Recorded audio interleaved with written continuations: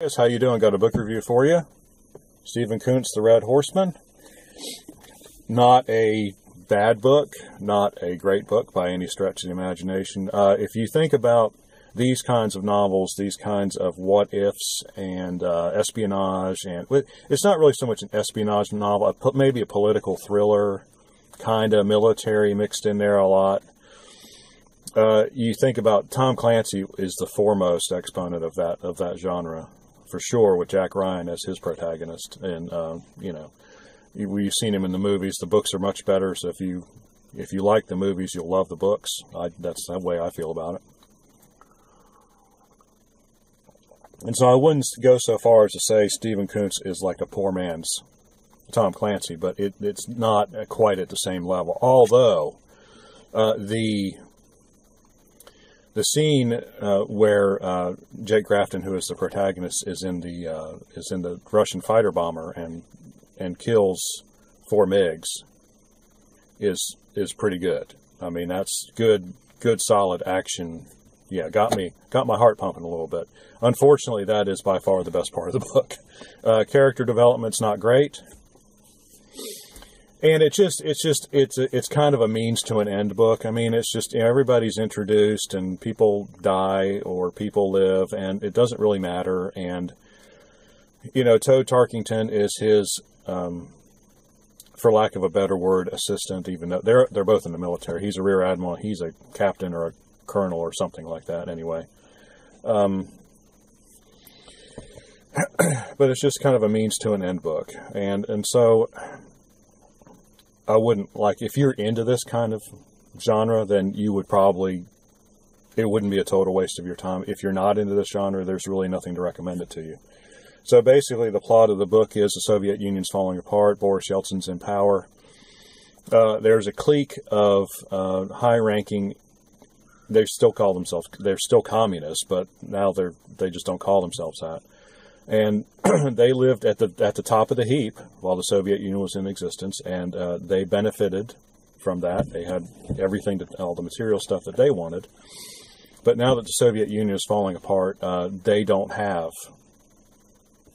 They're losing their money. They're losing their status. The whole country is falling apart. Kuntz's description of the Soviet or of Russia or Soviet Union, I guess it's still actually the Soviet Union in the novel. But it's almost gone. Nothing works. I mean, nothing works.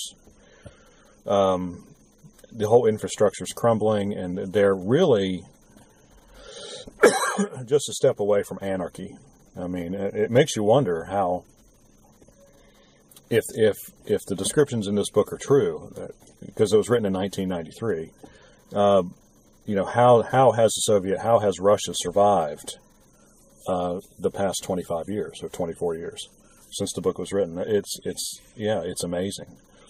If things are still that way, then that little gnat, then it's a really dreary place to live. I wouldn't even want to visit there at all. So, but anyway, these people are at the top, and Jake Grafton and Toad Tarkington are out to stop them.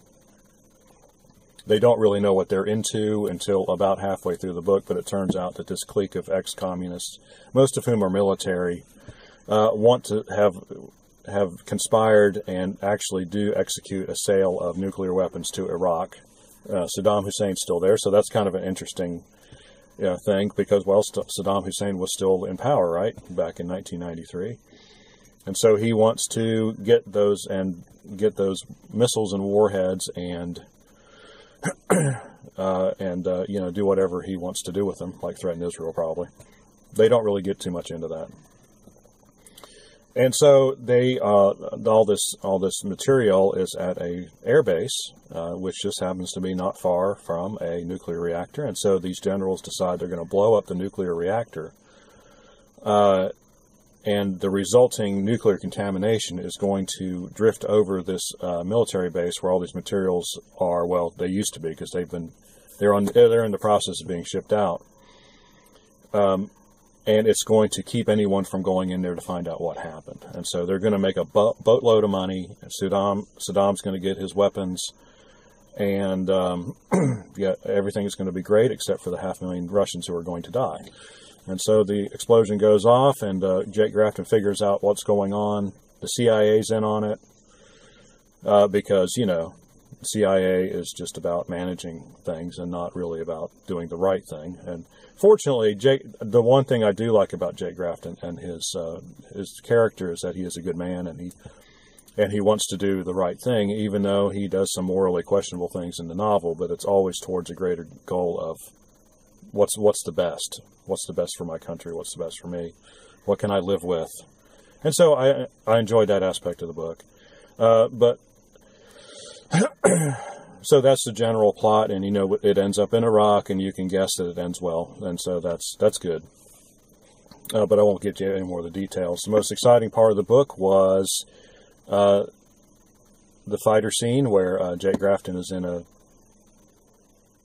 kind of an improbable scene where Jake Grafton and another American pilot are assigned to Russian fighter bombers to blow up what's left, or to blow up the military base where all these nuclear weapons are, because they haven't quite all gotten out yet or been shipped out yet, and to stop the Iraqis from getting any more stuff. And I don't think that would ever happen. I think the U.S. would have to send in their own planes, but whatever, it serves the needs of the novel.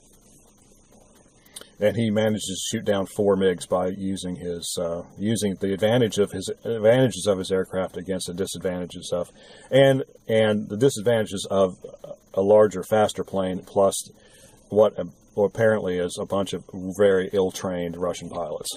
3 out of the 4 didn't know what they were doing. The last one almost shot him down, Grafton down, but Grafton was able to pull it out the last second. And so the airbase is destroyed. They end up in they end up in Iraq, and all ends well. And so, you know, as a military / political /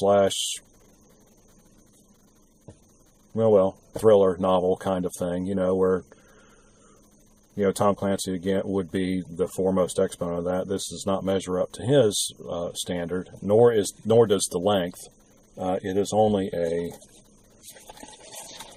see how many pages that was. About 350 pages. So not a hard read. Well, it was kind of a hard read because it's not.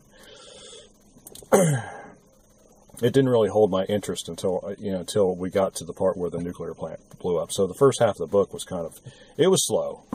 It was a slow read. But it was okay. I mean, I don't feel like I wasted my time reading it. But, you know, if you're not into military stuff or political stuff or thriller stuff, you probably wouldn't enjoy it. If you are, and I guess there's a whole series on Jake Grafton. And so, you know, maybe if I had read the other, like Flight of the Intruder and Under Siege, I never heard of that before. I've heard of Flight of the Intruder. I might have to go get that one if it's at the Goodwill sometime soon. That's where I got this one.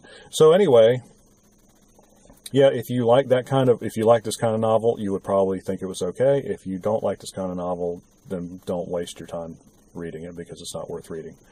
You won't find anything interesting in it. There are a few subplots along the way that really don't advance, really don't mean a whole lot in the context of the book. Yeah, so just overall, not a well-focused, well-written book, but still serviceable is the word I would use. 2 stars, 2 out of 4. I can do that's a good idea. I will do a star rating system. So this one is 2 out of 4. Yeah, okay. I'll start doing that. Put that in the notes in the question comment section. So if you have any questions or comments, please do so in the section below. Like and subscribe. We appreciate it when you do, and we will see you on the next one.